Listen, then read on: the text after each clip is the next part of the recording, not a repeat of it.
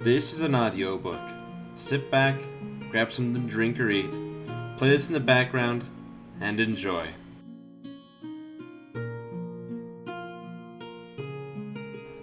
Aspect's Tale Shadow Wars Part 1 Verlate Chapter 1 A Tribute to Those Who Have Fallen. You know, I'm not much of a fan of pilfering corpses, Sisyphus said. This isn't usually in my line of work. Verlate could see his oak-brown eyes darting back and forth, definitely looking for anything that would compromise them. There wasn't anybody out there. If there was anybody out at this time of night, she was sure that she would see them. She was always surprised by her ability to see, especially in the darkest places. Sisyphus really stood out to her. They were both wearing long black cloaks, but his had to be made out of some expensive material, as even without light, it seemed to shine. Somehow, it made sense for a thief like him to wear something so iridescent to the point that would give away his location. Sisyphus swung his shovel around. There were dry bits of something on it. Whether it was blood or dirt, she couldn't tell. Just two corpses, Verlate said. Nobody will realize that they're missing. Sisyphus glanced back her way. Weren't they your allies? He asked. More than that, yet there was no way of explaining it. Practically everybody within her order had grown up alongside one another for over 20 years. Their leaders were like parents or aunts and uncles, and they were like siblings. Something like that, she muttered. Verlate fiddled with her gloves. The leather on them was wearing down a bit. She would probably have to get some new ones here soon. She lifted her shovel off of her shoulder. It was in pretty good condition, sharp enough to dig through the dirt, and with enough surface area to dig up quite a lot of dirt. It was good to keep a shovel in proper conditions, especially in her kind of work. She looked over at Sisyphus. He wasn't looking around anymore, but something was definitely on his mind. "What's on your mind?" she asked. He startled from the sudden question, yet quickly recomposed himself. Is it true?" he asked. "Is what true?" she responded, knowing full well the question that she was going to be asked. "There's been rumors that undead have been attacking small towns and villages." His eyes narrowed. "Isn't your organization meant to stop these from happening?" Verlate dropped her gaze. "We've yet to see any attacks from anything like that." That was a lie. Yes, there were villages coming to them. Nothing too major, just a small village here or there. But there have also been attacks where the local enforcement has been able to repel them easily enough. They've thought it would be better just observe for the moment. Sisyphus's expression softened and relaxed. The graveyard was just up ahead. The air was delightful today. It was probably a mix of the rain from yesterday, the spring season, and the absurd amount of flowers left for the dead. Sisyphus dragged his shovel across the ground. "Why exactly are we going for bodies right now? And why precisely these two?" Verlate averted her gaze. "They'll be crucial for the events to come," she said. Sisyphus shot her a concerned glance. "What's that supposed to mean?" Verlate decided not to respond. Sisyphus was notably irritated, but it wouldn't matter. Sisyphus was exceptional when it came to anything that was even remotely illegal. Robbing, burglary, blackmail. He was just about okay with anything other than murder and apparently stealing bodies. However, both he and her know that he wasn't about to turn down a request from Alartha, even if that meant that he would have to help in stealing bodies. Besides, having Alartha owe him after this would be far more useful than anything money could buy. He wasn't about to turn down a job just because she would refuse to answer a question. They were close to the graves now. There were a lot fewer flowers here, and the grass lost its green color, now giving way to a dead yellow or brown. She wondered what exactly was the cause of all this. Could it be that the rain did not hit here? Or that the sun decided not to shine here? It was possible. There was a bit of an overhanging rock nearby that could definitely cause a light, as well as the rain, to be blocked. No, that couldn't be the case. This village had people here whose very job it was to maintain the cemetery's gardens. They would make sure to keep it as beautiful as possible. Finally, they were right next to the gravestones. The land around here was utterly barren, just as she remembered them being. The graves were unmarked, but she remembered the names like they were etched upon her mind. She remembered the day that she first met them, 20 years ago. That morning was lovely. She remembered smelling the sweet scent of the baking bread in the morning. The sky was cloudy, yet not enough to block the sun's warm rays. She could remember her mother's face. There was something that she couldn't quite figure out about it. Perhaps it was those hazel eyes. They were glazed and more cloudy than usual. Was it sadness? Maybe her mother knew what was going to happen that night. If she truly did, why didn't she take Verlate with her? It doesn't really matter.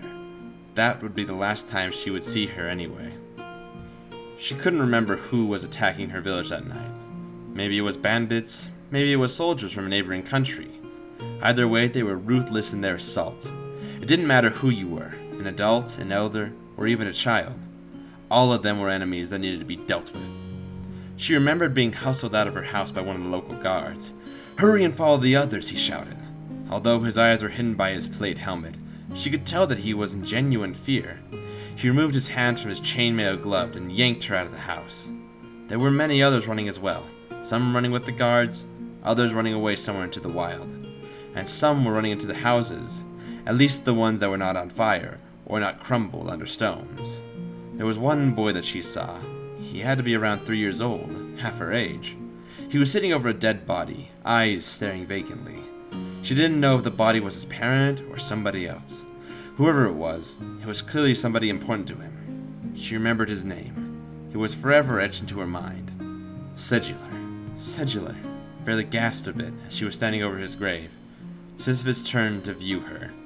"Are you okay?" he asked her. She glanced back over to Sisyphus. He was already bringing the shovel down to Celum's grave. "Yes, I'm fine," she said. Of course she wasn't okay. She didn't even realize how much this would affect her until now. Tears welled in her dark brown eyes. How could anybody be okay with digging up their dead brother? She thought she was used to this type of work by now.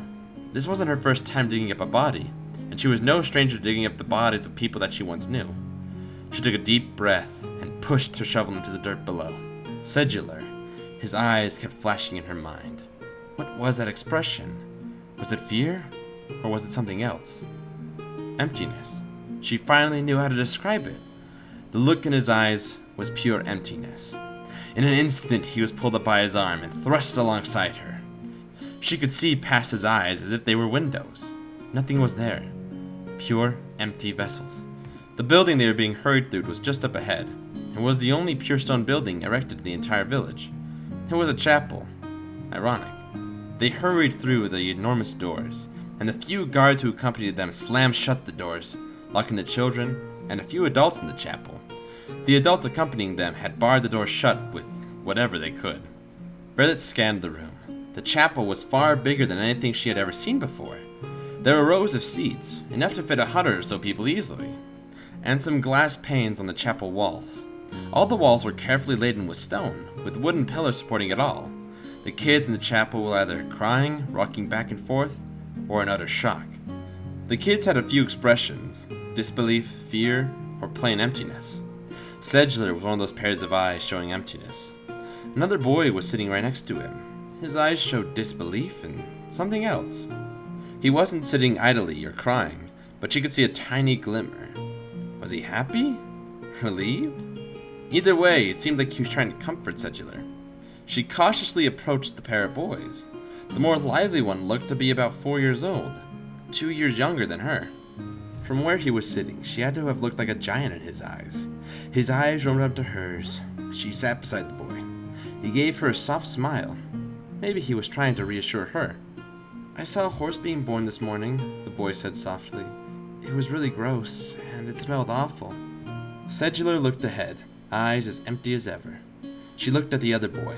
She didn't know if he was trying to comfort him, or just horrible at reading the situation. Either way, it did lift her spirits a bit. She gave him a small smile. "Yesterday I found a cool bug," Verlate blurted. "It was red and had tiny little black spots on it." "Ladybug," Celum said. Verlate and the other boy looked at him. "You found a ladybug." Verlate moved over to the other boy. "What's your name?" she asked. The boy looked back up at her. His eyes no longer showed pure emptiness. There was something else. A flicker of something she couldn't quite grasp what it was. "Celum," he said. His gaze went right back to looking at the ground. The other boy perked up and looked her way. "My name's Brower," he said, far too chipper for the situation they were both in. Verlate looked at Celum, then back to Brower. "I am Verlate." The shovel dug into flesh. Verlate immediately recoiled. "Shit!" she exclaimed.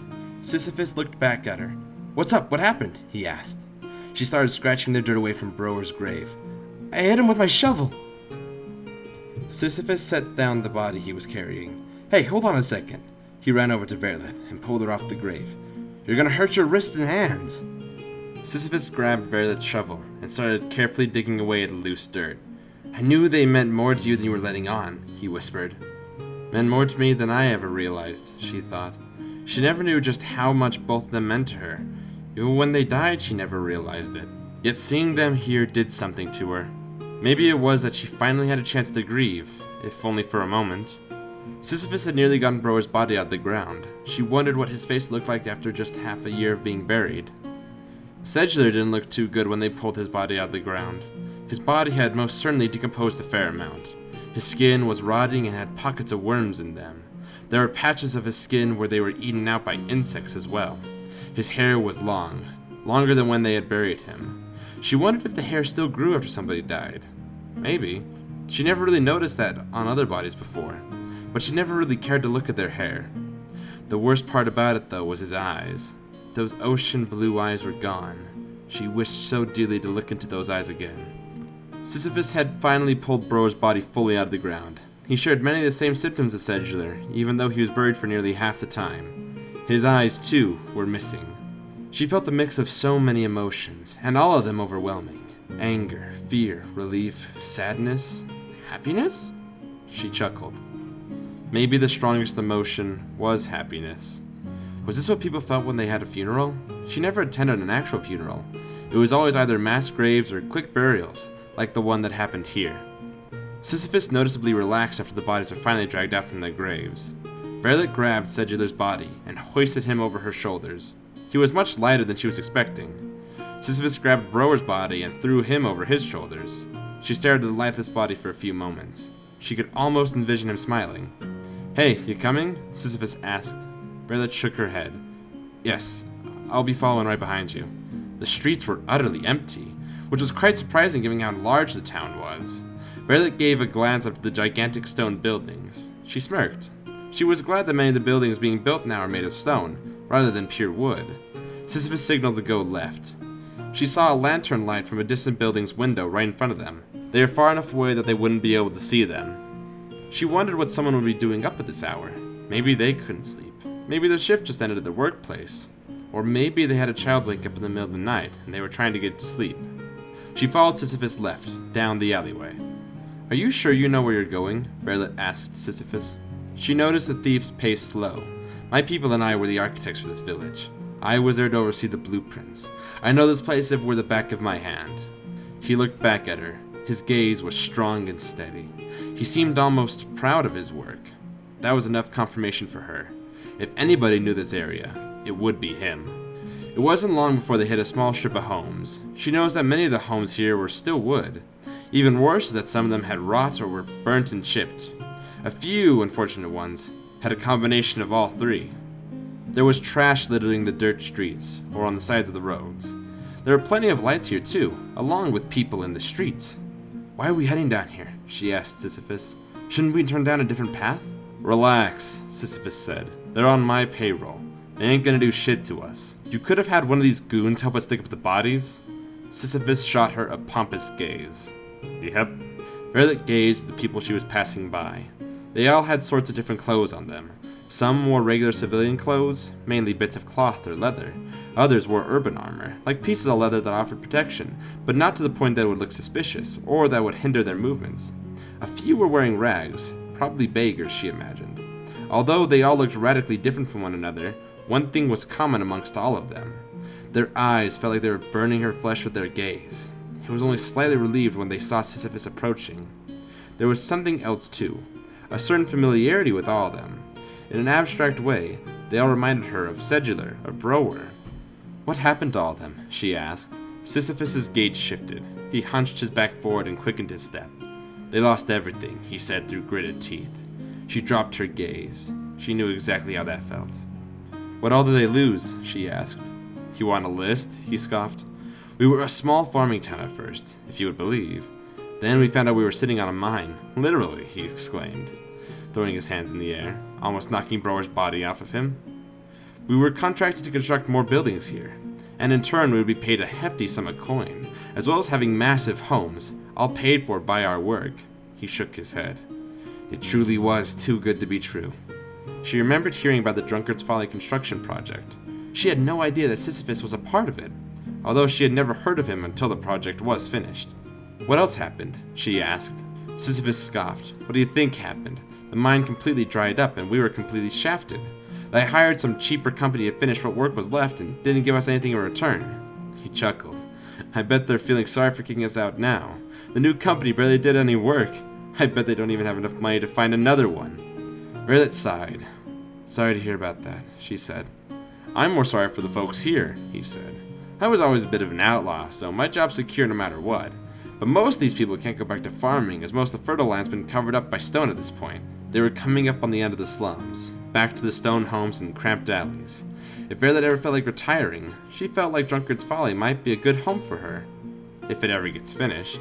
Finally, they were out of the large village and out to the vast, covering foliage. This would be more than enough cover, at least for her purposes. This is good here, Sisyphus. Thank you. Sisyphus looked relieved. He flopped the body down to the ground with a sudden thud. She shot him a searing glare. What? He responded. I'm not used to carrying around a body for hours on end. True, this was something more up her alley, but she thought he would be used to carrying on a lot of weight. You can go now, she said. Sisyphus scoffed. What, we just dug up some bodies and plopped them out here? That's all we need to do? He said. No, she said. That's all you're needed for. You'll get your pay. She pulled a knife from her hip scabbard. Or stay, if you want. Sisyphus shook his head. I'm not too sure what you and your people are getting up to, but promise me that my people, they'll be fine, he said. She pondered for a moment. What she was doing right now was simply setting up countermeasures in case anything were to happen. She felt like she couldn't truly promise protection, but if it meant comforting him at all, yes. We'll make sure that your village is well protected, especially your people. She saw Sisyphus' shoulders drop and relax. He put his hands inside the pockets of his black pants. Okay, he said. Do what you have to do. With that last message, Sisyphus disappeared into the brush and the foliage.